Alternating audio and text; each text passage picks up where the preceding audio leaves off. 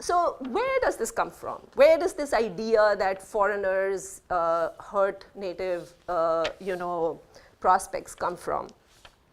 And I think at the root is this very, to be fair, it is a counterintuitive thing, right? I mean, like when you let a lot of people into a country, why is that better for jobs? And why is that better for growth? And why is that better for wages? And why does it not produce overcrowding and congestion and what have you? After all, we live in a world of finite resources. So how could expanding a country's population by letting more people enhance its prosperity instead of producing congestion and job competition and what have you? After all, didn't Thomas Malthus famously predict in the 18th century? How many have heard of Thomas Malthus? Okay, good. So, yeah, Malthusian theory, famously predict in the 18th century that population grows exponentially and the means of, arithmetically. But I would submit to you that this Malthusian thinking, which is actually both at the heart of the modern day environmental movement and the nativist movement, is actually quite wrong. Both what they share, both the nativist and the environmental movement share, is this idea that humans are liabilities that deplete resources. So environmentalists have historically favored quite draconian birth controls, and nativists have favored controls on immigration too, and the idea is the same, to reduce the population, or at least not to grow the population of a country. So it is not a coincidence that in America, some of the premier nativists are also environmentalists. So the man who fathered actually the nativist movement in America, this guy called James Stanton, was also a prominent member of a group called the Zero Population Growth. But there was a brilliant economist named Julian Simon who wrote a seminal book called The Ultimate Resource. You've heard of it? Yes. Who else has heard of Julian Simon? Okay. So yeah, you should all read Julian Simon. Please do yourselves a favor and go out and buy this book. He wrote a seminal book called The Ultimate Resource, challenging this doomsday Malthusian thinking.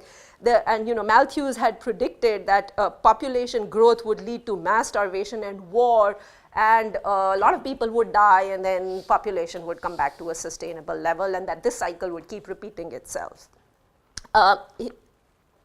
But Simon actually pointed out that humans actually don't strain resources, but that they are a resource themselves. They are the ultimate resource, he argued. He believed that the limiting factor for economic growth weren't material resources, but human resources. Simon claimed that resource scarcity increases the cost of a product, thus creating an incentive to find alternative materials. Basically, if wood becomes scarce, then it becomes expensive and people start looking for a new material. Once a new material replaces wood, then wood becomes dramatically cheaper. Thanks to technology and the human ability to synthetically produce material, Simon claimed that humans would just keep developing new resources, recycling old ones, and discovering new and innovative solutions to their problems. So Simon argued that matter may be limited, but resources are economically infinite. How did Simon come to this conclusion? He studied actually the prices of metals as well as the other raw materials across history and noted that over a long period of time, prices of these goods actually decreased as new materials became available. How many of you have heard of the peak oil crisis? Okay, peak oil crisis was this idea which was popular about 5 years ago that the oil reserves of the planet were going to reach a peak I think they were supposed to reach a peak 2 years ago, and then after that, energy and oil would get more expensive.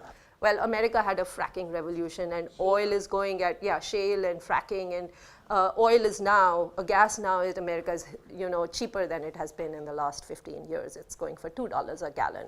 Even 2 years ago, it was $4 a gallon. So human population has been growing, Simon found, for a long time, and people have been worried about that resources would run out for a long time, and yet they never do. Humans just keep inventing and discovering and creating new things, and this has worked for 40,000 years. Simon was so confident about his theory that has been dubbed the cornucopia theory that he wagered a bet with the leading ecologist of his time, Paul Ehrlich, in 1981, who was actually the guy who popularized the population, bomb, doomsday population bomb scenario.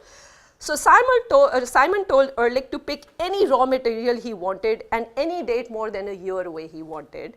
And then Simon bet him that the price of that material would go down. So Ehrlich actually took this bet, and he selected five. He selected 5 popular commercial materials. There was great demand for them at that time. They were metals: chromium, copper, nickel, tin, and tungsten. And he said, 10 years from now, these will be more expensive. They'll be scarcer. But lo and behold, 10 years later, all of them were actually cheaper, and Simon won his bet, and actually Ehrlich, he was a gentleman, and he sent him $600 check. So Simon argued that human ingenuity and hard work turns fallow land bounteous, dirt into valuable metals, and sand into computer chips. Useless materials become resources once human creativity finds a way to harness them. Oil was just a toxic black liquid in the ground till humans discovered that it could be burned for light and power. The development of high-yield grains increased the productivity of land exponentially, while human population grew only arithmetically, the exact opposite of what Malthus had predicted. America devotes an ever-vanishing share of its land and people to agriculture and produces ever more food. It feeds ever more, people. Ditto for manufacturing. Actually, manufacturing production has not gone down in the United States, even though employment in manufacturing has gone down. A similar story can be told about Indian agriculture after the Green Revolution. That's why actually Amartya Sen, of all people, has said that famines are no longer a production problem but a political problem. Scarcity of food is not what is causing famines. It is a failure of the politics and governance that causes famines. The most important factor limiting a country's progress then isn't insufficient physical resources but insufficient human resources. Hence, contrarian to Malthusian thinking, population increases, whether through immigration or through childbirth, are nothing to worry about. That's because these immigrants and children are not only mouths who need to be fed, but also minds and hands who grow the economic pie. They certainly consume resources, but they produce far more than they consume over the long run. So, taking this back to immigration, to the extent that immigrants have jobs in any country, it is because they are producing more wealth or value for their employers than they consume in wages, otherwise they would not have jobs.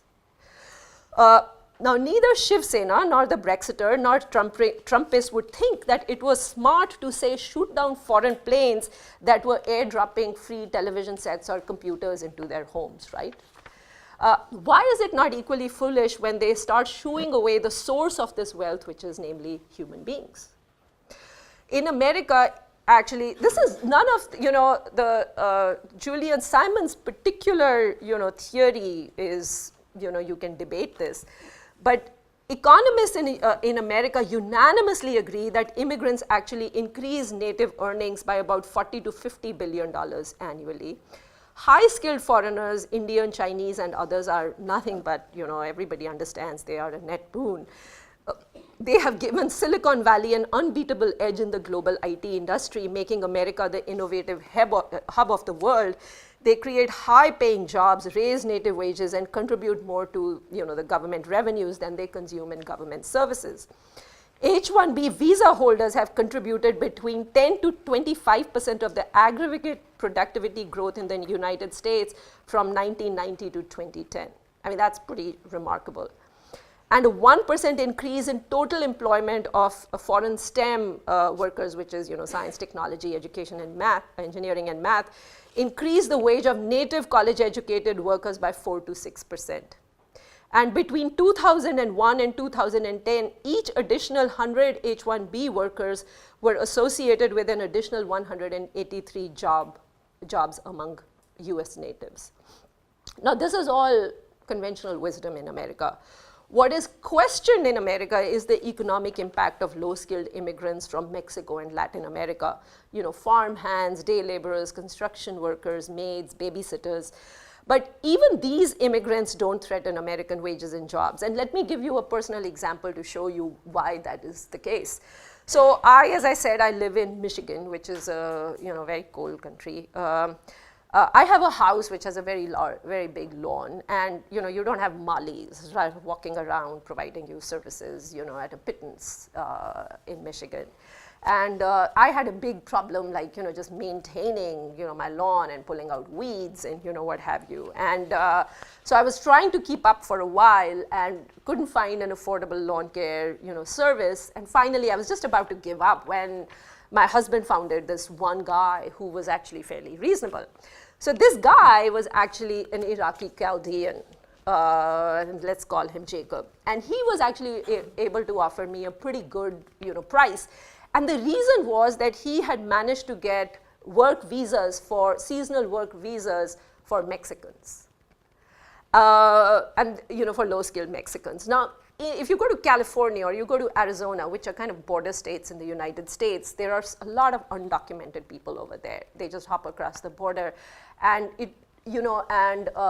so lawn services, babysitting services are very inexpensive over there. But in Michigan, to get, where you don't have this influx of undocumented population, getting a seasonal work visa for Mexicans is, like winning the lottery. And guy somehow had figured out a way to get them. So over a period now, Jacob has been working for me for about 15 years, and over that period, his business has expanded tremendously. However, his Mexican lawn workers with their meager English-speaking skills are unable to communicate with especially his commercial business clients. So what has he done? He has hired a cadre of native-born American kids barely out of high school to go with these Mexicans, on their jobs. And these kids have to do absolutely nothing except watch over these Mexican workers and communicate with the clients.